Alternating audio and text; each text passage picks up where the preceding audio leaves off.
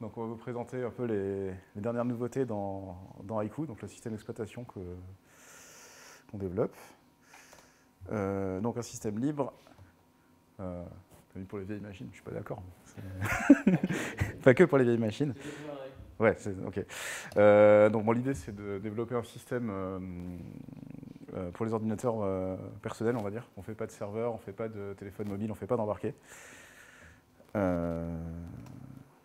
Donc c'est une réimplémentation de BIOS, si certains ont connu, sous licence MIT et qui n'utilise pas Linux, utilise un petit peu GNU quand même, un petit peu. On a notre propre interface graphique, on a notre propre API qui est en C++. Voilà. Donc pour faire l'historique, donc le projet commence en 2001 sous le nom de OpenBIOS. La première version alpha est en 2009 et il y en a eu 3 autres jusqu'en 2012. Ensuite, il y a eu rien pendant 6 ans parce qu'on travaillait sur le gestionnaire de paquets qui nous a demandé beaucoup de travail. Et il y a eu des versions bêta depuis 2018. 2018, 2020, 2021 et la bêta 4, normalement à la fin du mois, si tout se passe bien, elle arrive. Et R1 bientôt. Voilà. Donc la configuration minimale pour utiliser Haiku, il vous faut un processeur avec du MMX, donc Pentium 2, AMD Athlon, à peu près 300 mégas de RAM, qu'on refasse la mesure là, pour la bêta 4, on va vérifier où on en est. On aimerait faire mieux, mais bon, pour l'instant, c'est comme ça. Et 3 gigaoctets de disque, donc c'est pas très gourmand.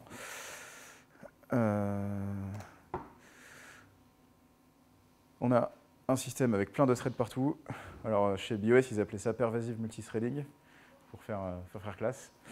Donc l'idée, c'est que le système est plus réactif parce que quand il y a des tâches un peu compliquées, elles sont faites dans un thread dédié qui va tourner en tâche de fond. Et pendant ce temps, l'interface graphique a son propre thread et du coup peut réagir tout de suite quand on veut cliquer sur un bouton. Donc ça fait partie des choses auxquelles il faut faire attention quand on veut programmer sous Haiku. Il faut concevoir les applications en tenant compte qu'il y a forcément un thread pour chaque fenêtre, plus un thread pour l'application.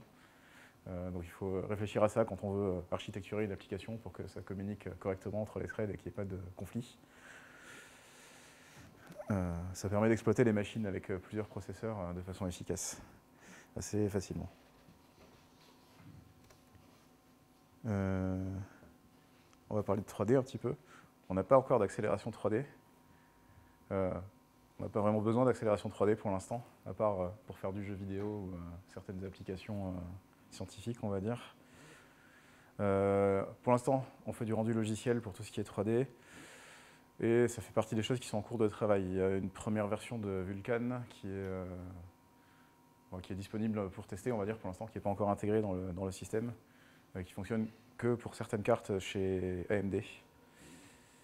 On verra pour le reste. C'est encore en discussion pour voir comment on va architecturer tout ça et réussir à le faire fonctionner.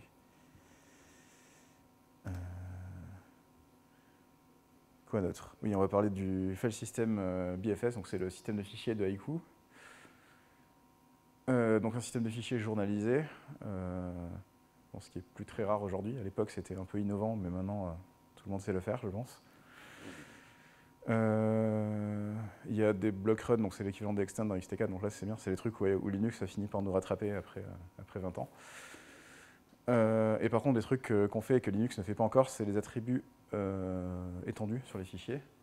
Donc on peut stocker dans chaque fichier des attributs au niveau du système de fichiers qui sont indexés directement et donc sur lesquels on peut faire des requêtes. Donc ça permet d'utiliser le système de fichiers comme une base de données. Donc par exemple, on peut stocker de la musique et puis indexer par artiste, par album, etc.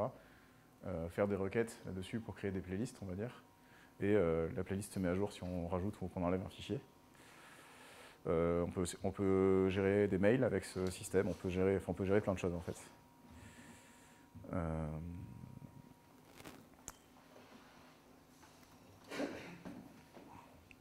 Alors on a aussi d'autres systèmes de fichiers parce qu'on essaie d'être interopérable avec d'autres systèmes d'exploitation.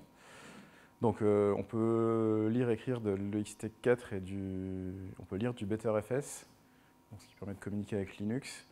Et dans les nouveautés, il y a XFS qui est maintenant compatible avec la version 5 qui est celle utilisée par Linux. donc toujours en lecture seule pour l'instant. On fera l'écriture plus tard.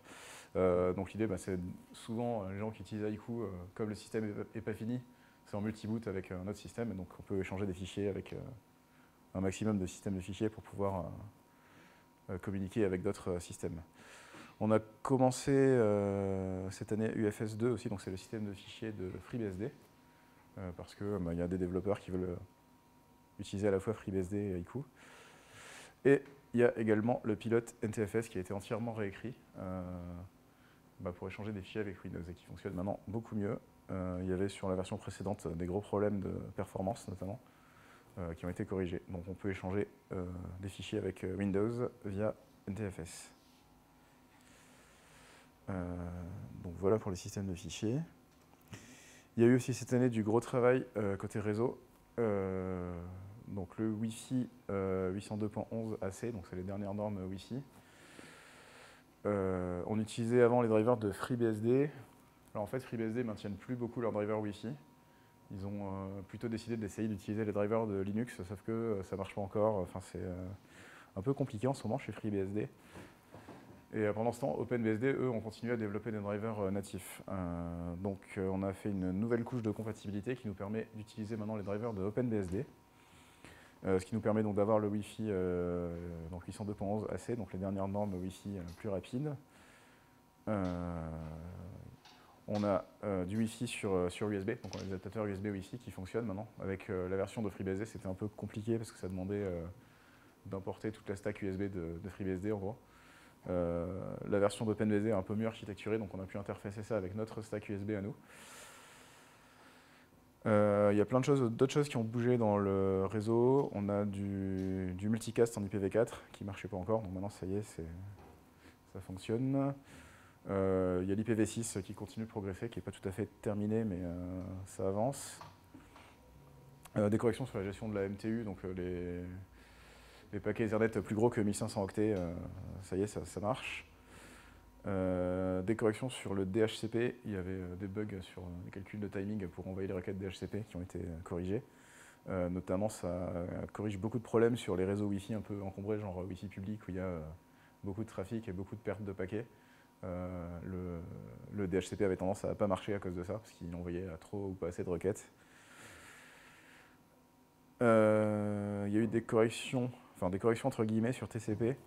Donc dans les paquets TCP, il y a des options, c'est-à-dire des morceaux de l'entête en fait, qui sont optionnels, qui peuvent être présents ou pas, et qui peuvent être mis d'après l'aspect dans n'importe quel ordre. Mais en fait, si on ne les met pas dans le même ordre que Linux, il y a des équipements qui sont perdus, qui ne comprennent pas ce qu'on leur envoie.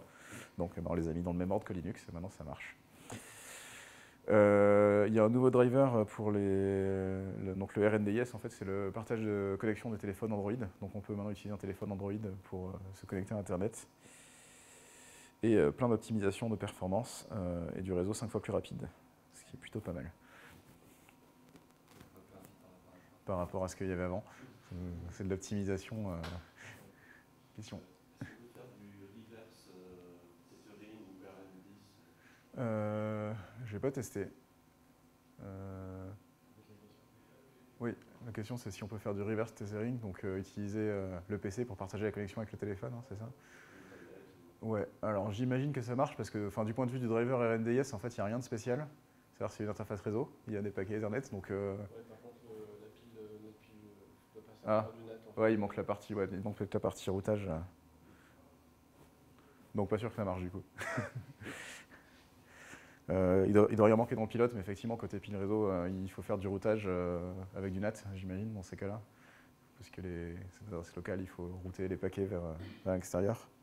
Peut-être en IPv6, ça marche du coup. Il faut essayer.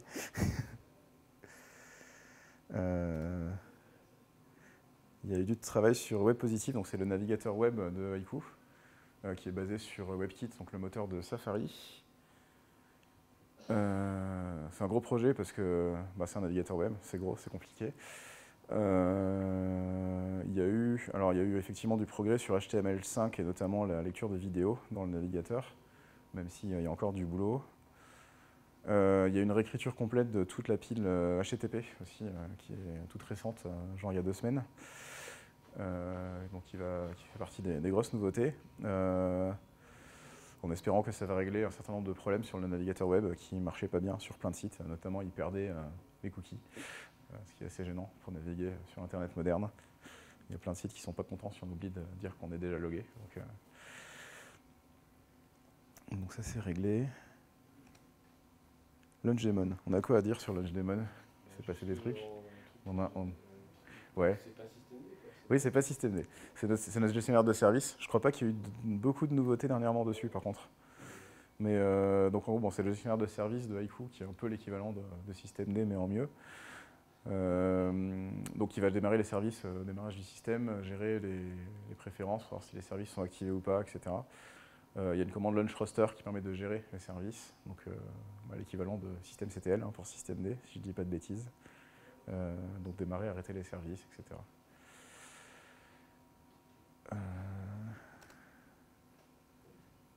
On a Qt6.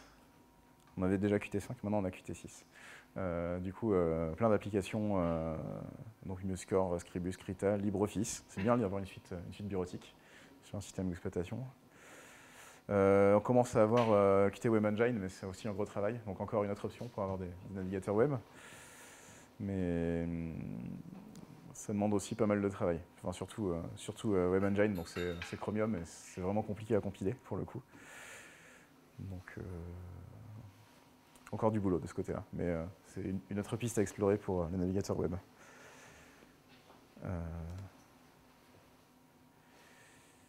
D'autres toolkits, il y a plein de travail en cours.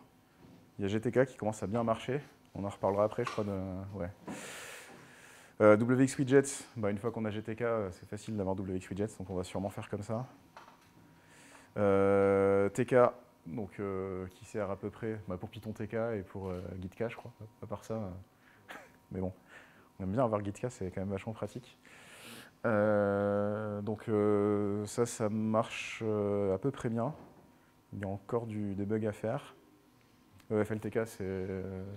ouais, il y travaille. Et il y a une couche de compatibilité Wayland qui est aussi en cours. Alors dans les trucs finis, il y a la couche de compatibilité X11. Donc maintenant, on peut recompiler des applications qui utilisent la lib X11 pour Haiku. C'est ça qui va permettre de faire fonctionner notamment GTK. Ça nous évite de réécrire un backend GTK pour notre propre pile graphique. Et donc on a aussi une couche de compatibilité Wayland qui fait à peu près la même chose, mais pour Wayland. Donc ça va nous permettre de récupérer plein de nouvelles applications.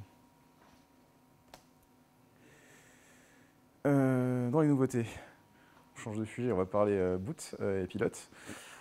Donc on peut enfin démarrer en EFI, donc ça fait quelques années, mais on a maintenant un truc un peu mieux intégré qui s'installe plus facilement. On a travaillé aussi sur Virt.io. Donc Virt.io, c'est les pilotes pour les machines virtuelles. Donc en fait, quand on lance Haiku dans une machine virtuelle, la machine virtuelle peut soit émuler du vrai matériel, mais ce qui demande d'émuler du vrai matériel qui est souvent un peu compliqué, et aussi bien au niveau du matériel que du driver. Donc ça fait du travail pour les gens qui développent des machines virtuelles et du travail pour les gens qui développent le système d'exploitation qui fonctionne dessus. Et en fait, ce Virt.io, c'est une spécification de matériel dédié aux machines virtuelles, donc qui est très simplifiée, parce qu'il n'y a pas les contraintes du vrai matériel. En fait, c'est du logiciel des deux côtés. Donc nous, on a un pilote plus simple, et puis les gens qui développent QEMU ou VirtualBox ou VMware, ils ont moins de travail parce qu'ils font une émulation au matériel très simplifiée, ce qui permet aussi d'avoir de meilleures performances. Puisqu'on n'émule pas le matériel, en fait, on peut prendre pas mal de raccourcis et donc accélérer les transferts entre la machine hot et la machine virtualisée. On peut aussi faire des trucs rigolos comme changer dynamiquement la taille de la mémoire disponible dans une machine virtuelle. Avec ce système, on peut dire tiens, il me faut plus de RAM, tu peux me donner de la RAM, et puis on récupère de la mémoire. Dans les nouveautés, on a le patching du BIOS VESA. Donc VESA, c'est un standard pour les cartes graphiques qui permet de démarrer sans avoir écrit de pilote graphique en fait. On peut afficher du coup des pixels à l'écran, changer le mode vidéo et faire différents trucs. Par contre, c'est pas, ça date de DOS, quoi. C'est un truc un peu préhistorique maintenant. Et en fait, souvent, les cartes graphiques vont proposer donc un BIOS VESA, mais qui ne va pas dépasser la résolution 1024 par 768 en gros. Donc, ce qui est un peu limite sur les systèmes modernes. Et donc l'idée, c'est qu'en fait, on peut, donc le BIOS VESA, c'est le code qui est inclus dans la carte graphique et qui fait ça. Et en fait, on peut le patcher à la volée pour injecter dedans des nouveaux modes graphiques. Donc il faut ruser un petit peu, il faut trouver où est-ce qu'ils ont mis leur liste de modes graphiques dans leur code et puis remplacer des valeurs. Donc ça, le gros travail là-dessus a été fait pour démarrer macOS sur des machines PC en fait, parce qu'ils utilisent également VESA pour ça, et ils avaient le même genre de problème, donc ils ont été fouillés dans les cartes graphiques et ils ont documenté où sont les tables de mode graphique. Donc on a récupéré ces infos, et donc il y a quelques cartes graphiques où ça fonctionne, on a encore du travail pour arriver à faire marcher ça partout. Mais ça permet quand même, en l'absence d'un driver graphique, d'avoir quand même un mode vidéo de plus haute résolution.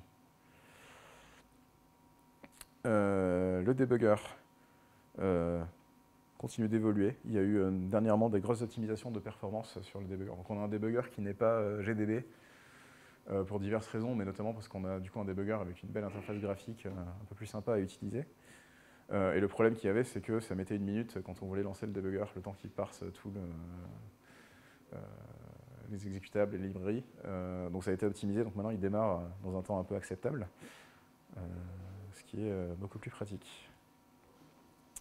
On a aussi un client remote desktop en développement, donc soit d'une machine Haiku vers une autre, et soit maintenant on a un client en HTML5 aussi. Donc l'idée c'est qu'on peut se connecter depuis un navigateur web et afficher le bureau de Haiku à distance dans un navigateur web, ce qui est assez sympa.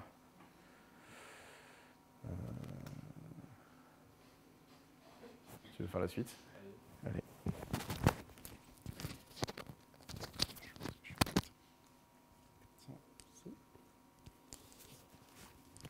Merci. Alors oui, la suite. La suite, c'est un gros morceau. Donc c'est le système de paquets. Comme Adrien l'a dit, ça nous a pris quelques années pour avoir un truc fonctionnel. Et en fait, plutôt que de dépacter chaque paquet et de mettre des fichiers partout, en fait, on a un système de fichiers qui s'appelle package.js qui monte le contenu des paquets en RAM. Donc, et ça permet des paquets actifs, parce qu'on peut désactiver des paquets. On a un serveur aussi donc, qui orchestre tout ça. Ça permet d'avoir des paquets qui sont compressés et de les garder compressés sur le disque. Ça permet de ne pas perdre de temps, pas une demi-heure quand on fait des mises à jour notamment, puisqu'il y a juste à copier 200 fichiers et c'est tout. Et même pour l'installation de Haiku, c'est quand même beaucoup plus rapide. Ça permet aussi de faire des mises à jour qui sont transactionnelles, c'est-à-dire que soit la mise à jour elle est complète, soit on annule, on fait un rollback un peu comme une base de données. Ça utilise un peu plus de RAM, mais d'un autre côté, ça économise pas mal de place sur le disque dur, donc c'est un compromis en fait. On peut quand même installer des logiciels sans passer par gestionnaire de paquets. Il faut juste passer un petit argument à la compilation, mais on y arrive très bien. Et puis on a donc une interface graphique pour utiliser ça. On en a même deux, donc il y a Haiku Depot, donc ça c'est le gestionnaire de paquets en mode graphique. Qui nous propose donc la liste, comme on voit là, et puis on peut même noter, mettre des petites étoiles. Et puis un logiciel pour mettre à jour le système et qui va télécharger tous les paquets, et puis si c'est bon, il fait la mise à jour. Et maintenant, il nous dit même quand il faut rebooter, typiquement quand on a remplacé les paquets de base, où il y a le noyau, il y a le serveur graphique et tout ça, donc là il faut obligatoirement redémarrer pour pouvoir les utiliser. Et pour ceux qui préfèrent la ligne de commande, on a aussi un gestionnaire de paquets en ligne de commande, donc pkgman, avec le minimum vital pour mettre à jour, pour installer les paquets, pour chercher. Si les packages, c'est juste des fichiers, c'est-à-dire qu'il n'y a pas de script qui peut être lancé pour faire de la configuration après l'installation? Alors, si les packages, c'est juste des fichiers, est-ce qu'il y a des scripts à utiliser pour l'installation? Alors oui, il y a on peut lancer un post-install script au niveau du paquet. Effectivement, on peut le rajouter quand on package les choses. Ouais. Donc, au niveau de l'installation, on a amélioré aussi l'application qui permet d'installer Haiku. Donc, Haiku, ça peut être utilisé sur une clé USB en live. On a des live CD. BIOS faisait déjà des live CD il y a plus de 20 ans. Et donc on a réétabli ce qui était déjà disponible dans BIOS et les paquets optionnels pour éviter notamment d'installer la doc, d'installer les compilateurs si on n'a pas envie. Donc ça va encore un peu plus vite. Et puis on a bien nettoyé l'interface de Drive Setup, donc c'est l'outil de partitionnage de Haiku. en mettant des icônes pour rappeler que cette partition elle est déjà montée, elle est en lecture seule, etc. Et on permet maintenant de modifier les paramètres, donc de changer le type des partitions notamment. Au niveau de l'interface graphique, il y a eu beaucoup de choses, donc je ne vais pas m'étendre dessus parce qu'on arrive à la fin.